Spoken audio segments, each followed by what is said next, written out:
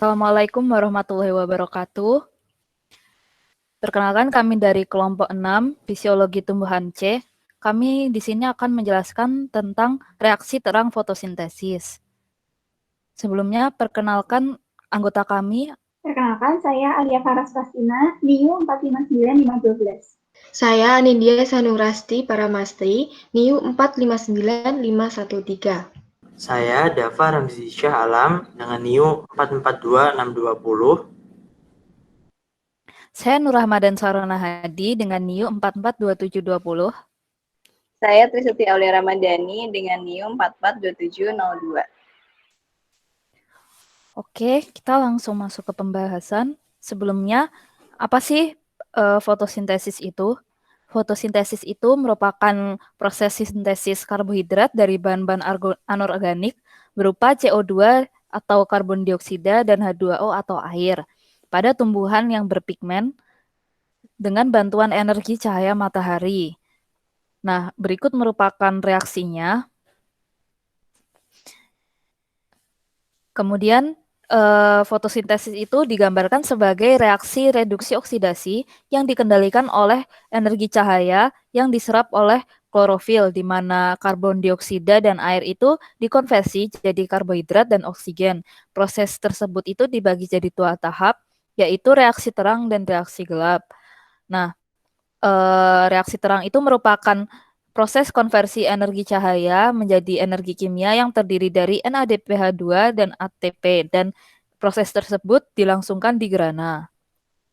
Selanjutnya, prosesnya akan dijelaskan oleh rekan saya. Oke, jadi selanjutnya adalah proses fosforilasi siklik, di mana penyinaran simultannya berada pada panjang gelombang 670 nanometer dan panjang gelombang 710 nanometer. Nah, fotosistem 1 sendiri adalah bagian dari reaksi terang yang mendapat energi dari cahaya dengan panjang gelombang yang lebih pendek dan menyerap panjang gelombangnya itu 700 nanometer. Nah, selanjutnya proses akan dijelaskan oleh rekan saya. Terima kasih.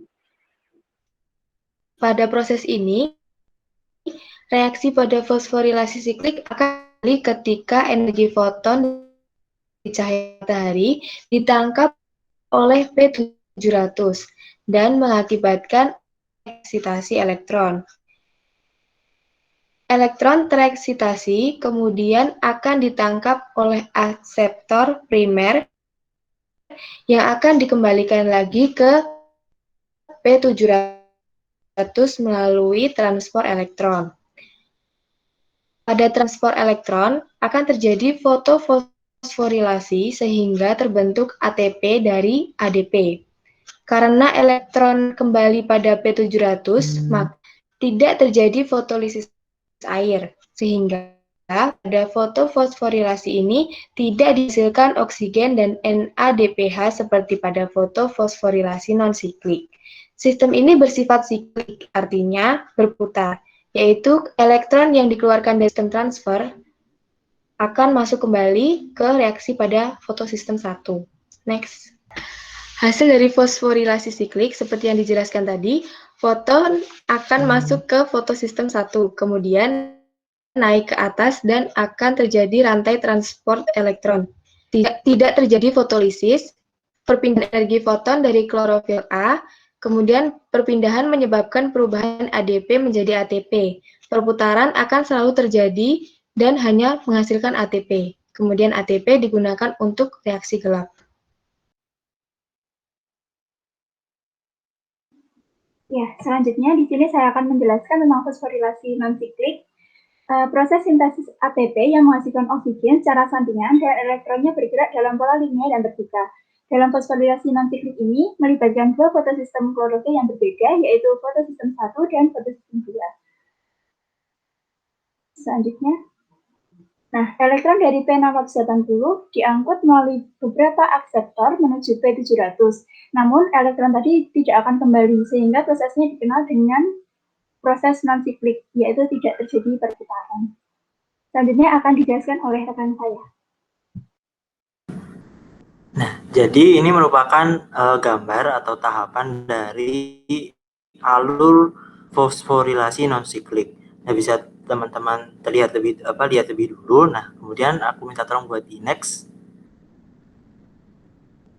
Nah, jadi yang pertama itu fotosistem 2 menerima energi dalam bentuk cahaya, kemudian nanti ada eksitasi, terus ada aktivasi klorofil. Nah, nanti kemudian ada juga proses fotolisis air. Nah, kemudian aku minta tolong di back lagi.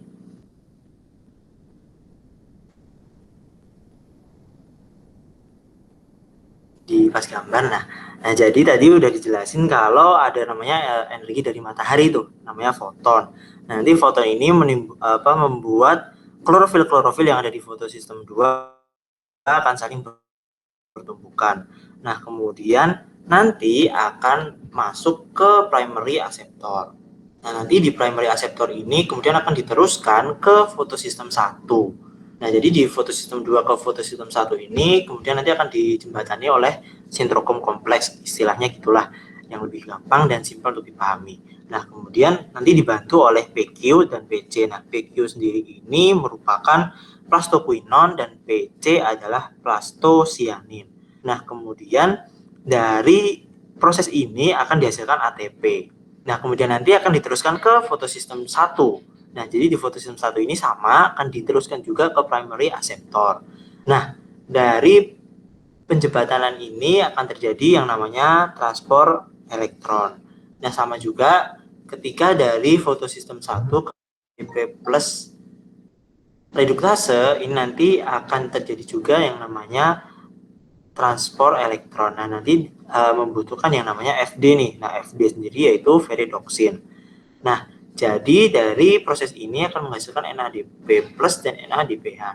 Yang membedakan antara fosforilasi non-siklik dan siklik adalah kalau yang non-siklik ini terjadi fotolisis air gitu. Jadi di fosforilasi non-siklik ini menghasilkan O2. Kalau teman-teman tahu kan fotosintesis itu menghasilkan oksigen. Nah, oksigen ini dihasilkan pada fosforilasi non-siklik.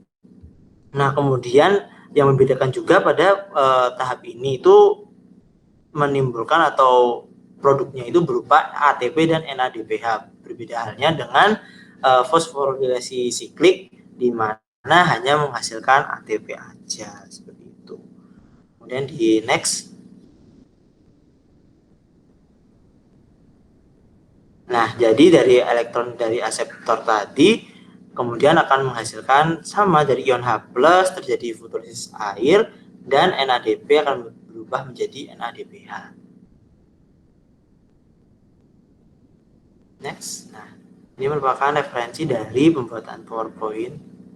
Mungkin itu penjelasan dari kami. Kurang lebihnya kami mohon maaf. Semoga bermanfaat teman-teman. Terima kasih. Wassalamualaikum warahmatullahi wabarakatuh.